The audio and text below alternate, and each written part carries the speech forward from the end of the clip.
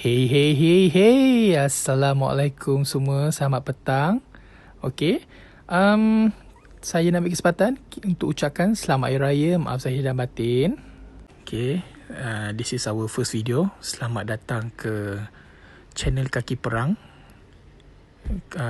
bersama dengan The Chatis. Okay, sebelum kita buang masa, saya terus go through kita punya first syllabus lah. Okay. And hari ni saya nak share teknik dan pemahaman macam mana kita nak trade menggunakan SNR, support and resistance. Orang always sebut SNR. Apa benda tu? Okay. Dan macam mana kita nak kena pasti itu adalah SNR. Okay. So, jom kita start. Okay, first kali, you guys bayangkan SNR ni adalah sebuah rumah. Okay. Ini tuan-tuan dan puan-puan. Okay.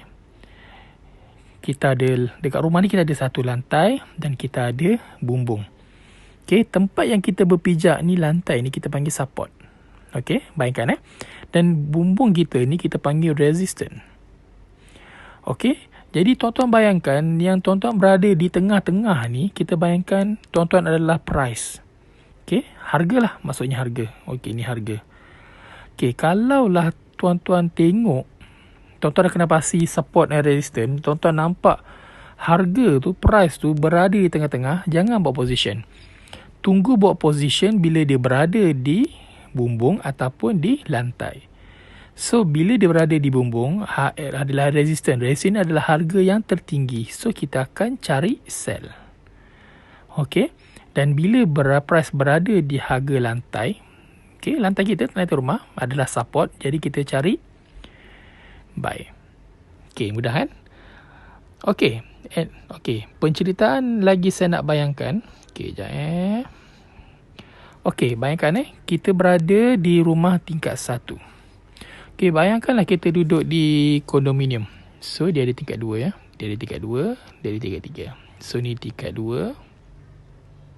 Ni tingkat 3.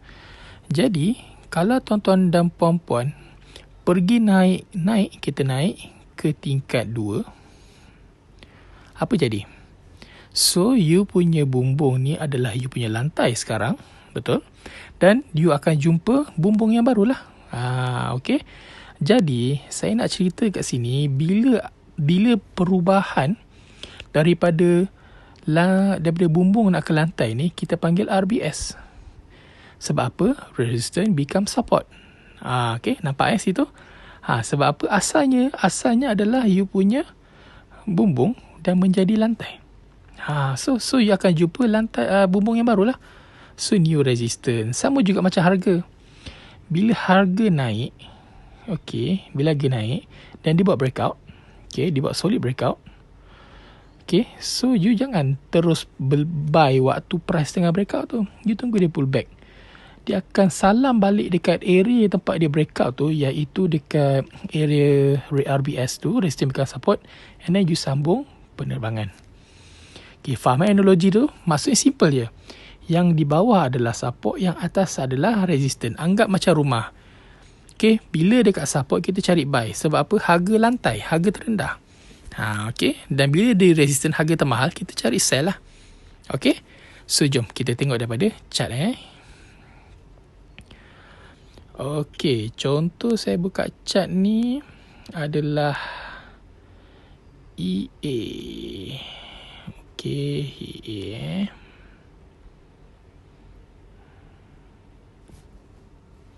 Okay.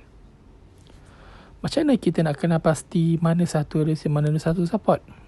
Okay. First kali, buka line chart. Okay, buka line chart. Okay, cara nak tengok dia, sentiasa tengok kawasan bucu alfabet A and V. A ni cari sell, V ni cari buy.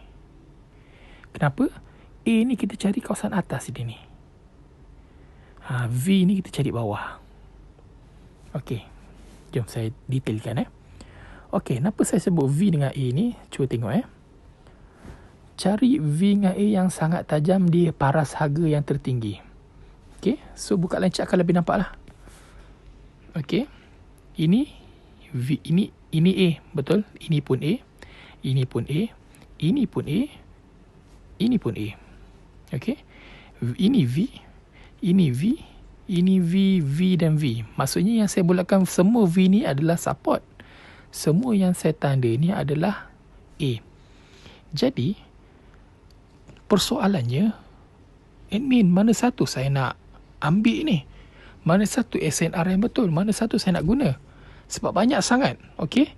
Jadi bagi menjawab soalan tu, always mencari A di harga ataupun A tu ada resistance di paras harga tertinggi dan V untuk buy di support di harga paling rendah. Jadi antara semua-semua ni, mana satu yang paling tinggi dan paling rendah? Okey, di sinilah. Okey, cari harga tertinggi, nampak nak ni? Okey. Sebab apa? Ini dengan sini lebih kurang. Okey, lebih kurang ni maksudnya dia berada dalam zon yang sama. Okey, so yang ni adalah V, sangat cantik, sangat tajam. Okey. And then lagi satu di mana? Di bawah ni ya. Harga terendah. So saya kata cari harga yang tertinggi dan harga terendah. Cukup. Okey. So di sini adalah V. V sebagai apa? Ingat. V cari buy. A cari sell. Ini cara mudah untuk kenal pasti SNR. Okay. So, bila kita dah tanda horizontal macam ni, relax, tanda macam tu, terus kita tukar balik kepada candlestick. So, apa berlaku? Macam saya kata, harga tinggi dia berada zon yang sama. Sama juga bawah ni. Dia berada zon yang sama. Jadi, bila kita dah buat macam ni, kita buat zone. Okay, ini untuk daily. Kita buat zone untuk kita punya kenal pasti di mana kita punya resistance. Okay. Saya terbalikkan lah. Senang sikit. Okay, macam ni. Cukup buat zone dulu. Ini kita adakan zone untuk support. Macam tu je. Tak payah pening-pening. Okay, cukup. So, kita dah kenal pasti dah. Okay. Ingat balik tadi kita punya perumpamaan. Ini adalah orang. Okay. Ini adalah orang. Tak cantik. Okay, ini adalah orang. So, you berada tengah-tengah. Dekat sini dia punya bumbung. Dia punya lantai. Bawah ni punya lantai. So, ni resistance, ini support. Okay. Jadi, kalau price ni berada di tengah-tengah, jangan entry lagi. Macam saya kata, tunggu kalau dia breakout atas ni, baru kita cari buy. Okay, sebab apa? Dia akan retrace balik di dalam tempat yang dia breakout ni, dan then dia akan terus fly. Sama juga macam breakout. Kalau price bermain di bawah ni, baru kita cari buy. Ataupun kalau nampak momentum candle tu kuat, okay, tunggu dia breakout dulu. And then dia pull back, cari buy. Okay, kenapa saya suruh tanda macam ni? So, tuan-tuan dan puan-puan nampak tak? Dia respect tak kawasan SNR ni? Dia respect. Okay, dia respect. Okay. Macam mana cara entry? Itu kita tunggu next syllabus kita lah. Next video lah. Cuma saya nak cerita hari ni macam mana kita nak kena pasti identify support and resistance.